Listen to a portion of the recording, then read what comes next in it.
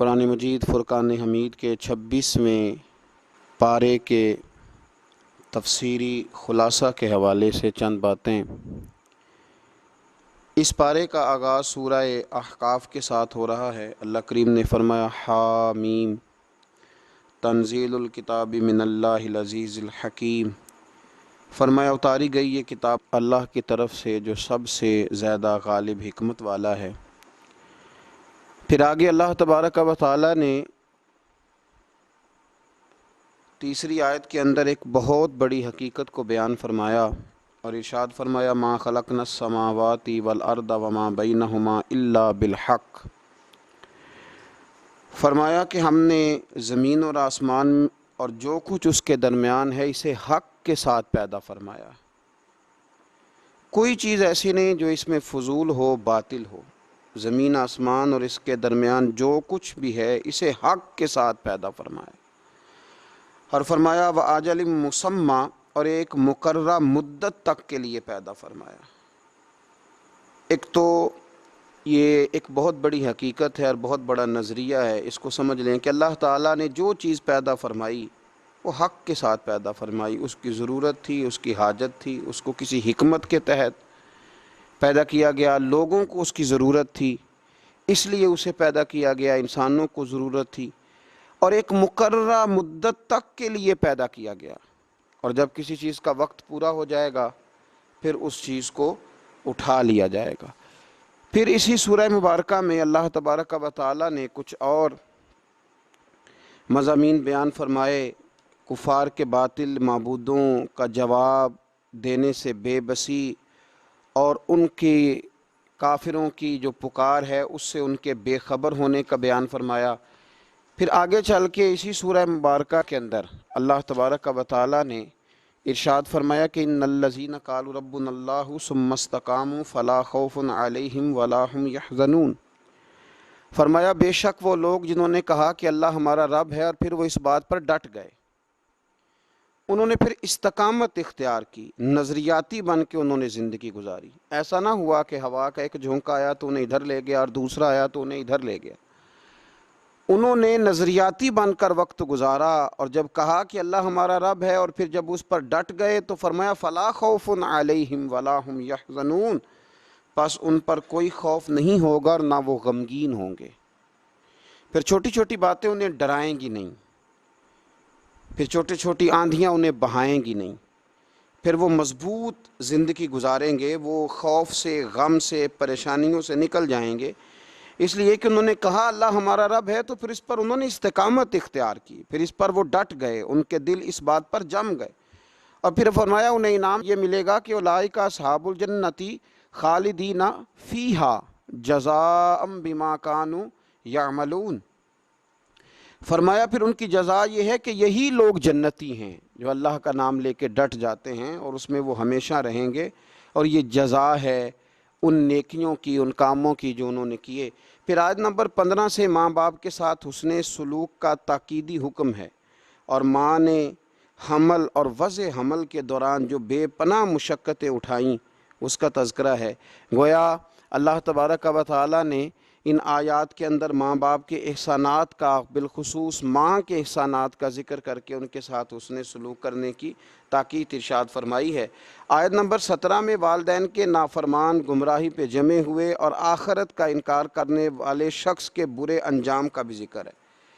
پھر اسی سورہ مبارکہ کی آیت نمبر 29 سے نبی پاک صلی اللہ تعالیٰ علیہ وسلم کی بارگاہ میں جنوں کے حاضر ہو کر قرآن پاک سننے کا تذکرہ فرمایا کہ جنوں کی جماعت نبی پاک صلی اللہ تعالیٰ علیہ وسلم کی بارگاہ میں حاضر ہوئی، اور انہوں نے گزرتے ہوئے قرآن کو سنا اور جا کر اپنی قوم سے کہا کہ ہم نے ایسی آسمانی کتاب سنی ہے جو موسیٰ علیہ السلام کے بعد نازل ہوئی ہے اور جو پہلی آسمانی کتابوں کی تصدیق کرنے والی ہے۔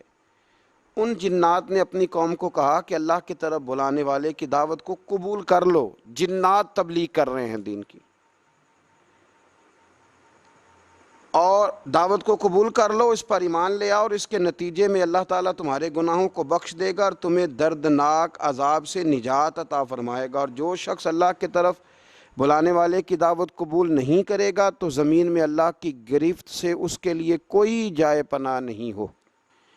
ایک صحابی تھے حضرت سواد بن قارب رضی اللہ تعالیٰ عنہ، وہ کہتے ہیں کہ میری خواب میں یا ظاہراً مجھے ایک جن آ کے کہا کرتا تھا کہ جا کے نبی پاک صلی اللہ علیہ وسلم کا کلمہ پڑھ لے۔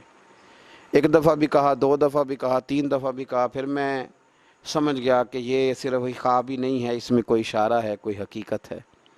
جن کہتا تھا۔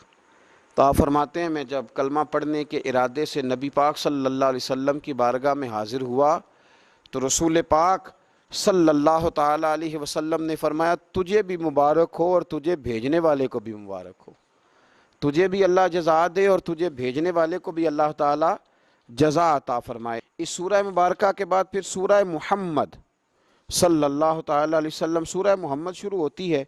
اس سورہ مبارکہ میں ترغیب جہاد، مجاہدین کو بشارتوں، منافقین کی صفات اور سازشوں اور مسلمانوں کو منافقین سے خبردار کرنے کا بیان ہے۔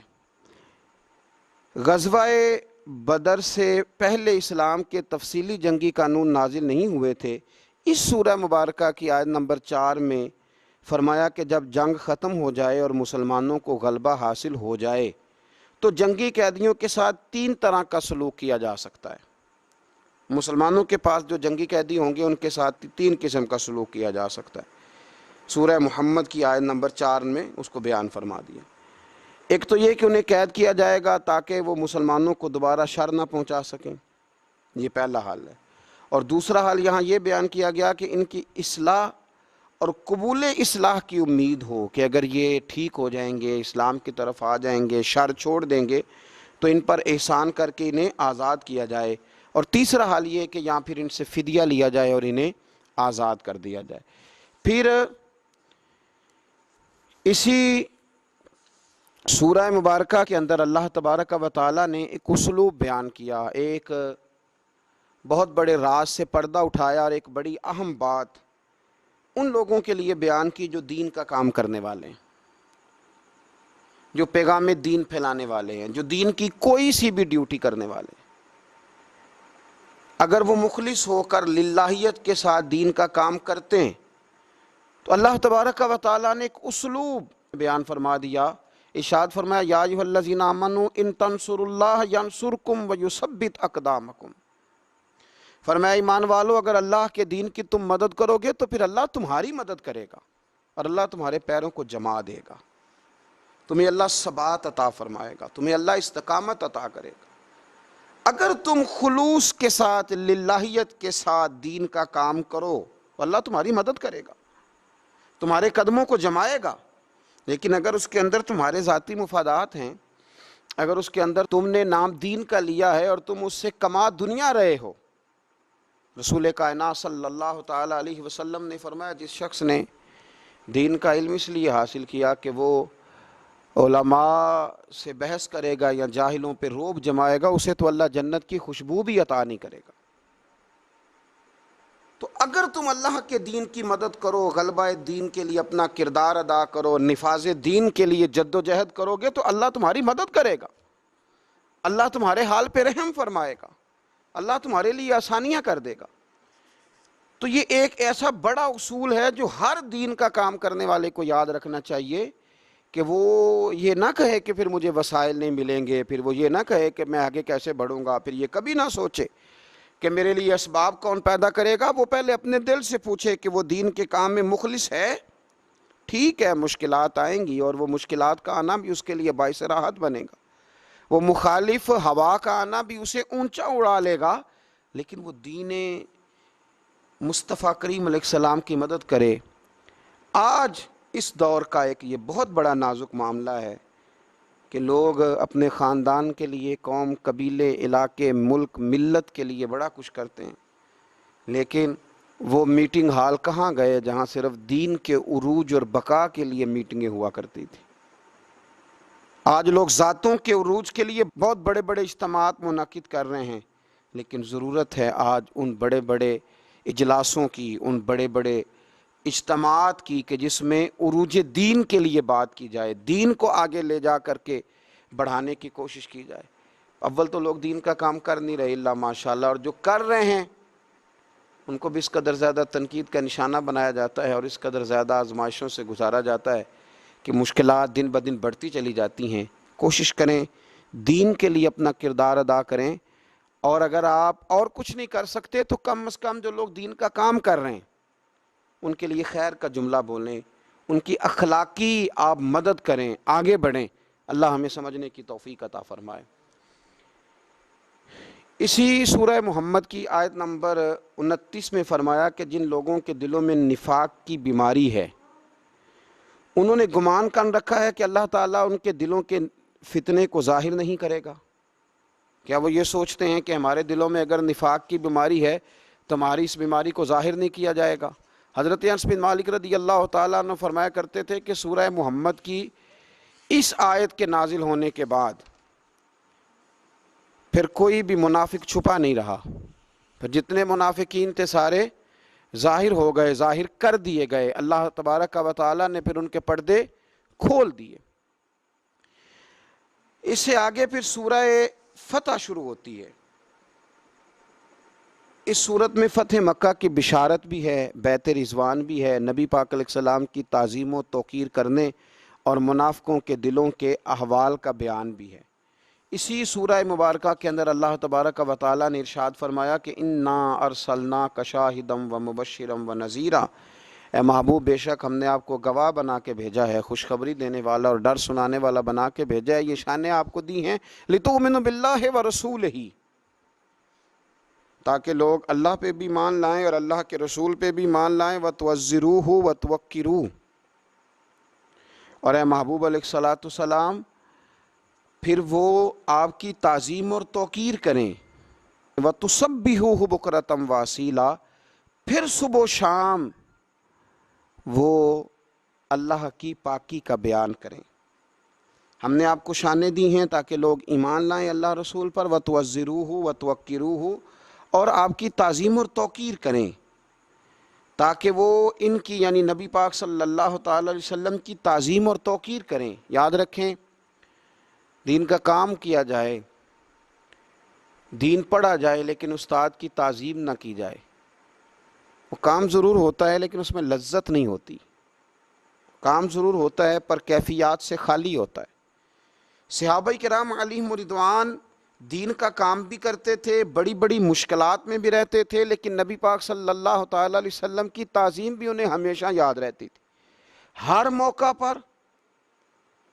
موقع پر جنگ ہو، صلح ہو، امن ہو، گھر ہو، سفر ہو، حضر ہو، ہر موقع پر انہوں نے رسول کائنات صلی اللہ تعالی علیہ وسلم کی تعظیم کا خیال رکھا۔ ادب مصطفیٰ صلی اللہ علیہ وسلم ایک منٹ کے لیے نہیں بھلایا۔ جب ایمرجنسی کے حالات ہوتے ہیں نا تو اس وقت کئی دفعہ مشکل ہوتی ہے، انسان کے لیے تعظیم کرنا مشکل ہو جاتا ہے ایمرجنسی کے حالات میں۔ یہاں اگر میرے کپڑے کو آگ لگ جائے تو آپ حضرت صاحب، علامہ صاحب، پیر صاحب، قبلہ نہیں کہیں گے، آپ کہیں گے محترم آگ لگ گئی ہے۔ اس موقع پر آداب کرنا ایمرجنسی میں یہ انسان کو یاد ہی نہیں رہتا، لیکن غار ثور میں جناب ابو بکر صدیق رضی اللہ تعالیٰ عنہ کے پیر کو جب سانپ نے ڈسا تو اگر آپ سیرت کی کتابیں اٹھا کے دیکھیں تو نبی پاک علیہ السلام نے پوچھا کیا ہوا؟ چاہیے تو یہ تھا کہ سانپ سانپ سانپ سانپ پکارتے، لیکن اس موقع پر بھی وہ تعظیم نہیں بولے، حضور کی توقیر نہیں بھولے، عرض کرنے لگے فدا کا ابی و امی یا رسول اللہ، یا رسول اللہ میری ماں آپ پہ قربان ہو، میرا باپ آپ پہ قربان ہو، یا رسول اللہ میرے پیر کو سانپ نے ڈس لیا۔ اور یہ بات کافروں کے دلوں میں رعب پیدا کرتی تھی، یہ چیز رعب پیدا کرتی تھی کفر کے دلوں میں کہ مسلمان اپنے نبی پاک علیہ السلام کی تعظیم کرتے۔ آج تو باقاعدہ اس پر کام ہو رہا ہے، محنت کی جا رہی ہے، جد و جہد کی جا رہی ہے کہ آپ دین کا کام کریں جی، آپ نرا ادب کرتے جا رہے ہیں، آپ نرا حضور کے نام کو چومتے جا رہے ہیں۔ آپ کام کریں بھائی، وہ کون سا دین کا کام ہے جو دین کا کام تو ہو اور اس میں حضور کی تعظیم نہ ہو؟ تعظیم مصطفیٰ ہوگی تو دین کا کام ہوگا، اس لیے کہ جب تک نبی پاک سے پیار نہیں ہوگا حضور کے مشن سے پیار کیسے ہوگا؟ جب تعظیم رسالت ہی نہیں ہوگی تو پھر بات آگے کرنے کا انسان کے پاس شوق ذوق اور جذبہ کیسے آئے گا؟ وہ عروہ بن مسعود ثقفی، بڑی معروف روایت ہے، بخاری میں موجود ہے، اور اسی موقع پر آگے وہ آیات حدیبیہ کے حوالے سے آ رہی ہیں، وہ یہاں آیا تھا اور اس نے جب نبی پاک صلی اللہ تعالیٰ علیہ وسلم کے صحابہ کو حضور کی تعظیم و توقیر کرتے دیکھا، وضو کا بچا ہوا پانی چہروں پہ ملتے ہوئے دیکھا، کلی کا پانی اپنے چہروں پہ ملتے ہوئے دیکھا، تو اس نے پلٹ کے جا کے کفار سے کہا تھا، یار میں نے بڑے بڑے دربار دیکھے ہیں اور بڑے بڑے ادب دیکھے ہیں، میں نے وہ لوگ بھی دیکھے ہیں جو سجدے کراتے ہیں اپنے آپ کو معاذ اللہ، پر جو رنگ آج دیکھ کے آیا ہوں یہ کبھی نہیں دیکھا۔ یہاں توحید بھی عروج پہ ہے، لا الہ الا اللہ کی صدا بھی عروج پہ ہے، لیکن مصطفیٰ کا ادب بھی عروج پہ ہے۔ کیا کوئی سوچ سکتا ہے کہ کوئی صحابی ایسا ہوگا جس کے دل میں ذرا بھی شرک کا شائبہ ہوگا؟ ان کی توحید انہیں مجبور کرتی تھی کہ جس شانوں والے رب نے یہ شانوں والا رسول بھیجا، اس رسول کی تعظیم و توقیر کرنی چاہیے، اور وہ کرتے تھے۔ اے پائے نظر ہوش میں آ، یہ کوہ نبی ہے، آنکھوں سے بھی چلنا یہاں بے ادبی ہے۔ تو حضور کی تعظیم اور توقیر کو ہمیشہ ان لوگوں نے اپنے پیش نظر رکھا۔ آگے صلح حدیبیہ کے حوالے سے کچھ آیات آتی ہیں اسی سورہ فتح کے اندر۔ ہوا یہ کہ 1400 کے قریب صحابہ کے ساتھ نبی پاک صلی اللہ تعالیٰ علیہ وسلم قربانی کے جانور لے کر احرام باندھ کر تشریف لے گئے عمرے کے ارادے سے، اور جب مقام حدیبیہ پر پہنچے تو کفار مکہ نے یہ پروگرام بنا لیا کہ کسی بھی صورت ہم اس قافلے کو مکے میں داخل نہیں ہونے دیں گے۔ رسول کریم صلی اللہ تعالیٰ علیہ وسلم نے اپنے 1400 صحابہ میں سے بطور سفیر کے جن کو نامزد کیا وہ حضرت عثمان غنی رضی اللہ تعالیٰ عنہ۔ فرمایا عثمان غنی معاملہ فہم ہیں، باشعور ہیں، چیزوں کو سمجھتے ہیں۔ دیکھیے حضور کی نظر انتخاب حضرت عثمان غنی پہ پڑی، حضور صلی اللہ علیہ وسلم نے انہیں بھیجا، فرمایا جا کے قریش کو، کفار کو، مکے کے لوگوں کو، سرداروں کو یہ بتلاؤ کہ ہمارا مقصود لڑائی کرنا نہیں ہے، ہمارا مقصود مکے پہ چڑھائی کرنا نہیں ہے، ہمارا مقصود فقط اور فقط عمرہ کرنا، عمرہ کریں گے اور واپس چلے جائیں گے۔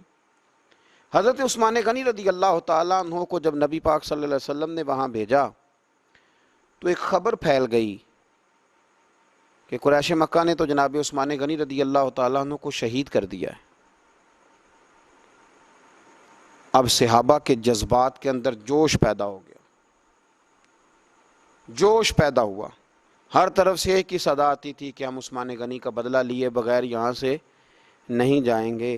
میرے محبوب پاک علیہ السلام کو اللہ نے غیب کی کنجیاں عطا فرمائی ہیں، رسول پاک علیہ السلام جانتے تھے نور نبوت سے کہ حضرت سیدنا عثمان غنی تو موجود ہے، پر جو ایک زبردست جرنیل ہوتا ہے نا، وہ قوم کے جذبات کا صحیح استعمال کرتا ہے، اسے پتہ ہوتا ہے کہ اس وقت جذبات کیا ہیں، تو اسے ان جذبات کا صحیح استعمال کرنا، ان کو مثبت راہ پہ چلانا اسے آتا ہوتا ہے۔ تو میرے رسول کریم صلی اللہ تعالیٰ علیہ وسلم نے ایک درخت کے نیچے صحابہ سے بیعت لی، اس کو بیعت رضوان کہتے ہیں، کہ ہم ہر حال میں حضرت عثمان غنی رضی اللہ تعالیٰ عنہ کا بدلہ لیں گے، دین پہ قائم رہیں گے۔ اس بیعت کا ذکر قرآن مجید نے کہا، اور انداز دیکھیے کیا نرالا ہے، کیا انوکھا ہے، اور کیا وارفتگی ہے، اور کیا رشتہ ہے اللہ رسول کا آپس میں۔ اسی سورہ فتح کی آیت نمبر 10 میں فرمایا ان الذین یبایعونک انما یبایعون اللہ، اے محبوب پاک علیہ السلام بے شک جو لوگ آپ کی بیعت کرتے ہیں وہ در حقیقت اللہ ہی کی بیعت کرتے ہیں، یہ در حقیقت اللہ ہی کی بیعت کرتے ہیں۔ کیوں؟ ید اللہ فوق ایدیہم، اللہ کا ہاتھ ان کے ہاتھوں پر ہے۔ ہاتھ تو رسول پاک کا تھا، لیکن فرمایا جب محبوب میرے ہیں، جب محبوب میرے ہیں تو پھر وہ ہاتھ یوں سمجھ لو کہ رب کریم کا ہی تھا، یوں سمجھ لو کہ رب کریم کا ہی تھا۔ خدا کی رضا چاہتے ہیں دو عالم، خدا چاہتا ہے رضائے محمد صلی اللہ علیہ وسلم۔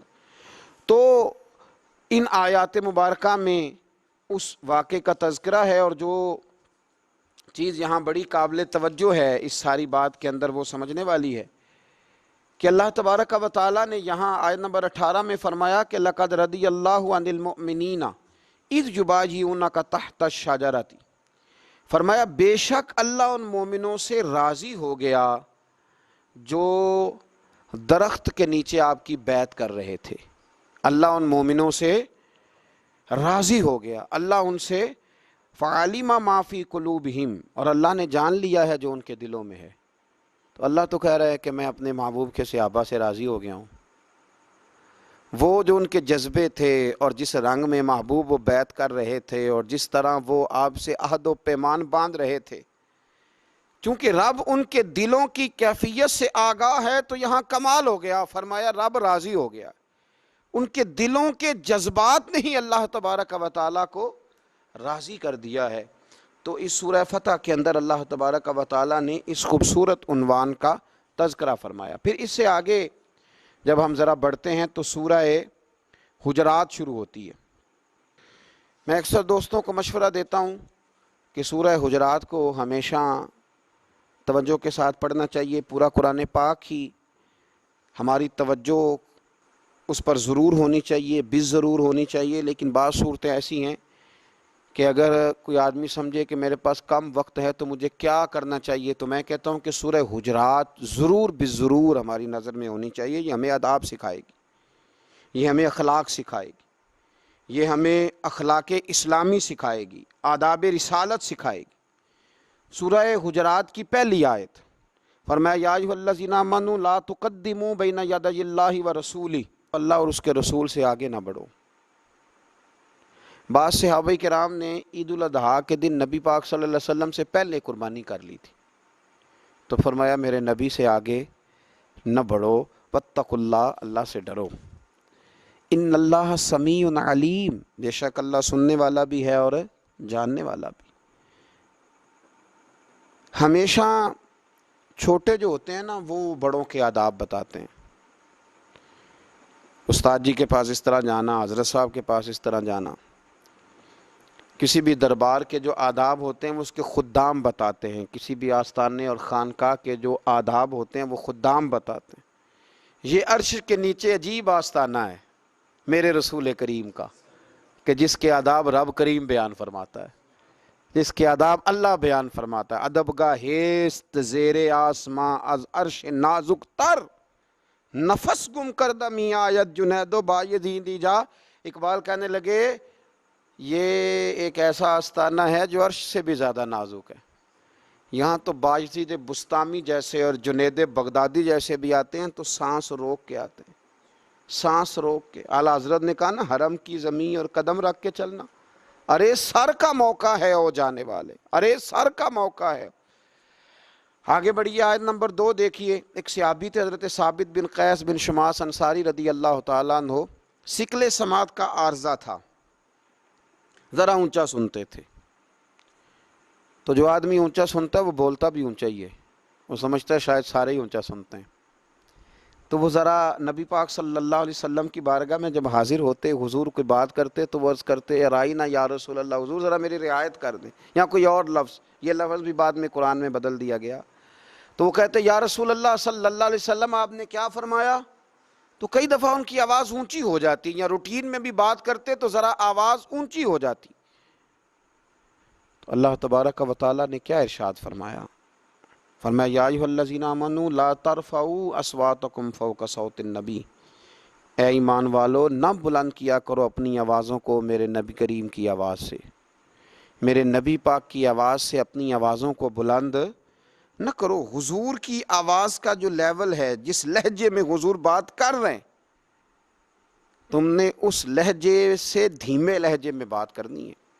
تمہاری آواز میرے محبوب کی آواز سے اونچی نہ ہو، وَلَا تَجْهَرُوا لَهُ بِالْقَوْلِ كَجَهْرِ بَعْضِكُمْ لِبَعْضٍ، اور فرمایا نہ زور سے آپ کے ساتھ بات کرو جس طرح تم ایک دوسرے کے ساتھ زور کے ساتھ بات کرتے ہو، اس طرح آپس میں تم کبھی بات کر لیتے ہو تو بے تکلف بھی ہو جاتے ہو، تو زور کے ساتھ بھی بات کر لیتے ہو، اس طرح چلا کر میرے محبوب کے سامنے بات نہ کرنا۔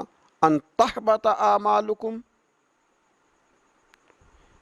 تمہارے سارے اعمال ضائع کر دیے جائیں گے۔ وانتم لا تشعرون، اور تمہیں خبر بھی نہ ہوگی تمہارے سارے اعمال ضائع کر دیے جائیں گے۔ یہ بہت سارے لوگ جو بے ادبی کر کے مانتے نہیں نا، کر بھی لیتے ہیں اور کہتے ہیں نہیں میں نے نہیں کی، اس کی وجہ یہ ہے کہ وانتم لا تشعرون، پھر انہیں شعور ہی نہیں رہتا، پھر وہ بے شعور ہو جاتے ہیں، پھر وہ مانتے ہی نہیں۔ اور اس سے اگلی آیت میں اللہ کریم نے فرمایا کہ اے محبوب جو لوگ جو ہیں نا، ان الذین یغضون اصواتہم عند رسول اللہ، فرمایا بے شک وہ لوگ جو اپنی آوازیں اللہ کے رسول صلی اللہ علیہ وسلم کے سامنے پست رکھتے ہیں۔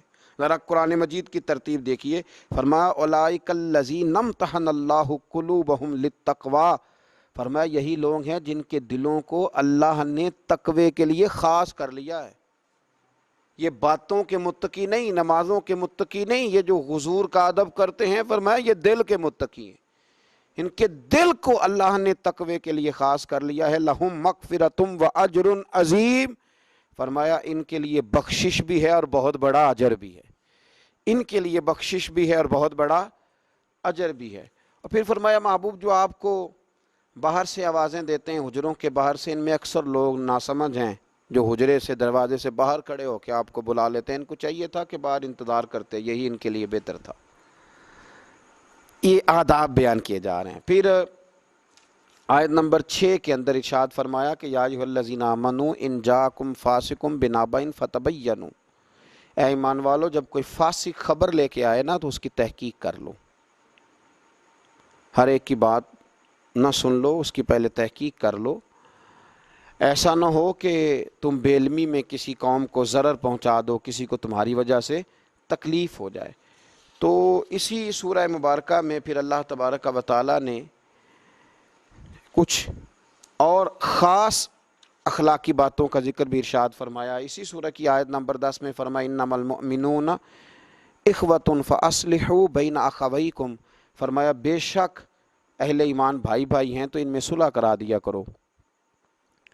واتقوا اللہ لعلکم ترحمون، اور اللہ سے ڈرتے رہو تاکہ تم پر رحم کیا جائے۔ پھر اسی کی آیت نمبر 11 میں فرمایا کہ اے ایمان والو مذاق نہ اڑائے مردوں کی کوئی جماعت کسی دوسری جماعت کا، ہو سکتا ہے کہ وہ ان سے بہتر ہو، تم ان کا مذاق اڑا رہے ہو اور اللہ کی بارگاہ میں ان کا درجہ زیادہ ہو، اور نہ عورتیں دوسری عورتوں کا مذاق اڑائیں، ہو سکتا ہے وہ ان سے بہتر ہو۔ اور پھر یہ بھی ارشاد فرمایا کہ ولا تلمزوا انفسکم، ایک دوسرے کو عیب نہ لگاؤ، ولا تنابزوا بالالقاب، ایک دوسرے کے نام بگاڑ کے نہ لو۔ اور فرمایا یہ کتنی بری بات ہے مسلمان ہو کر فاسق ہو جانا۔ اور ہاں جو لوگ اس روش سے باز نہ آئیں گے یہ ظالم لوگ ہیں۔ پھر اس سے اگلی آیت میں ارشاد فرمایا کہ بدگمانی نہ کرو، کسی کے بارے میں بری سوچ نہ پیدا کرو۔ یا ایھا الذین آمنوا اجتنبوا کثیرا من الظن ان بعض الظن اثم، اے ایمان والو دور رہا کرو زیادہ بدگمانیوں سے، بے شک بعض گمان بھی گناہ ہے۔ ولا تجسسوا، جاسوسی بھی نہ کرو۔ ولا یغتب بعضکم بعضا، اور ایک دوسرے کی غیبت بھی نہ کرو، پیٹھ پیچھے برائیاں نہ کرو۔ اور ارشاد فرمایا کیا تم اب پسند کرتے ہو مردہ بھائی کا گوشت کھانا؟ گویا غیبت کرنا مرے ہوئے بھائی کا گوشت کھانا، مرے ہوئے بھائی کا۔ انسان کا ویسے بھی یہاں لا کے رکھا جائے نا، کہہ دیا جائے معاذ اللہ انگلی کٹی ہوئی تو خوف سے لوگ کانپ جائیں گے، مرے ہوئے آدمی کی انگلی، اور پھر اس کا گوشت کھانا مرے ہوئے بھائی کا، کس قدر صفاقی کی بات۔ تو قرآن کہتا ہے تم غیبت کرتے ہو تو کیا پسند کرتے ہو مرے ہوئے بھائی کا گوشت کھانا؟ اگر پسند نہیں کرتے تو پھر واتقوا اللہ، اللہ سے ڈرو، ان اللہ تواب الرحیم، بے شک وہ توبہ قبول کرنے والا اور رحم کرنے والا ہے۔ اور اس سے اگلی آیت میں ارشاد فرمایا یا ایھا الناس انا خلقناکم من ذکر و انثی، اے ایمان والو ہم نے تمہیں ایک مرد اور ایک عورت سے پیدا کیا ہے، تمہاری اصل ایک ہے، تم جناب آدم اور حضرت حوا کے بیٹے ہو۔ وجعلناکم شعوبا وقبائل لتعارفوا، اور تمہیں جو مختلف قوموں اور مختلف خاندانوں میں بانٹا ہے وہ تو صرف تعارف کے لیے ہے۔ قبائل تو اس لیے بنائے کہ اونچ نیچ کے لیے نہیں کہ یہ بڑا قبیلہ ہے یا یہ چھوٹا قبیلہ ہے، یہ تو تعارف کے لیے تھا۔ ورنہ ان خلقناکم من ذکر و انثی، تمہیں ایک مرد اور ایک عورت سے پیدا کیا ہے۔ ان اکرمکم عند اللہ اتقاکم، ہاں اللہ کی نظر میں وہ زیادہ معزز ہے جو اللہ سے زیادہ ڈرتا ہے، جو زیادہ متقی اور پرہیزگار ہے۔ ان اللہ علیم خبیر، بے شک اللہ علم والا اور خبر والا ہے۔ پھر اس سے آگے سورہ کاف شروع ہوتی ہے۔ اس صورت میں مرنے کے بعد دوبارہ جی اٹھنے کو دلائل کے ساتھ ثابت کیا ہے۔ اللہ تعالیٰ کی توحید اور سرکار دو عالم علیہ السلام کی رسالت پر بھی دلائل دیے گئے ہیں۔ آیت نمبر 30 میں جہنم کی وسعت اور بھوک کے بارے میں بتایا کہ قیامت کے دن اللہ تعالیٰ جہنم سے پوچھے گا کہ کیا تیرا پیٹ بھر گیا ہے، تو وہ کہے گی کہ کچھ اور زیادہ ہے۔ پھر آگے اس پارے کی جو آخری سورہ ہے وہ سورہ زاریات ہے۔ اس سورت کے ابتدا میں ہواؤں، کشتیوں اور فرشتوں کی قسم کھا کے فرمایا کہ قیامت کا وعدہ سچا ہے اور قیامت آئے گی، یہ سچا وعدہ ہے۔ قسم کھا کے، رب کریم تو ویسے ہی کو بات کر دے تو اللہ سے زیادہ کس کی بات سچی؟ اور پھر اللہ تعالیٰ قسم کھا کے اور ایک سے زیادہ قسمیں کھا کے بات کرے تو اندازہ کریں کہ پھر اس بات میں کتنی صداقت ہوگی۔ آیت نمبر 15 سے اہل تقویٰ کے انعامات اخروی کو بیان کرنے کے بعد ان کے اوصاف بھی بیان کیے کہ جو اہل تقویٰ ہیں وہ راتوں کو بہت کم سوتے ہیں، زیادہ وقت اللہ اللہ کرتے رہتے ہیں، رات کے پچھلے پہر استغفار کرتے ہیں۔ اور یہ بھی کہ اللہ تعالیٰ نے جن کو نعمت مال سے نوازا ہے ان کے مال میں سائل کا بھی حق ہے، یہ بھی اس آیت میں، اس صورت میں بیان کیا کہ جو تمہیں اللہ نے دیا ہے اس میں مانگنے والے کا بھی حق ہے اور ان کا بھی جو نعمت مال سے محروم ہیں۔ آیت نمبر 58 میں فرمایا کہ بے شک اللہ ہی سب سے بڑا رزق دینے والا ہے اور سب سے زبردست قوت والا ہے۔ بعض اہل اللہ، بعض نیک لوگ کہتے ہیں کہ اس آیت کو کشادگی رزق کے لیے پڑھا جائے تو اللہ بڑی برکت عطا کرتا ہے۔ اس صورت کی آیت نمبر 58 کو اللہ تبارک و تعالی قرآن مجید کے فہم کی توفیق عطا فرمائے اور اللہ ہمیں سمجھنے کی توفیق عطا فرمائے۔ آخر دعوانا ان الحمدللہ رب